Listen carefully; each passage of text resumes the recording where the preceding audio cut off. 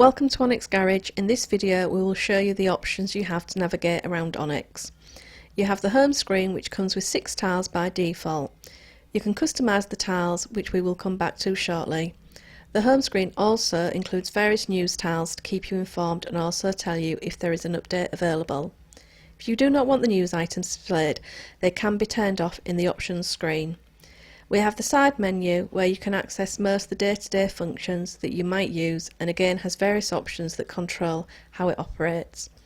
You can expand the full menu by pressing the small button at the top, or you can go to various different options, for example the jobs section, and then you can see the various options that relate to jobs.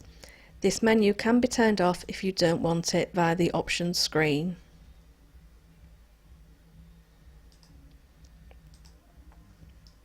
There is also a task panel which allows you to access a very small subset of the more popular items and is probably most useful if you choose to turn the side menu off.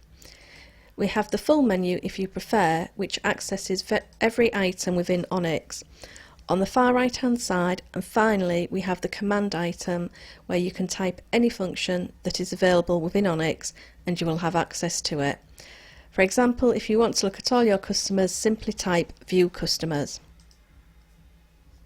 You will notice that the news screen is opened within a tab, and you can have as many tabs open as you want, and you can move between these tabs as you want. This is particularly helpful if you're in the middle of creating an invoice and a customer comes in and wishes to pay their bill. You don't need to close the invoice, just open the tab to view the existing invoices, at which point you can then make a payment. Finally, we will look at how you can modify the home screen.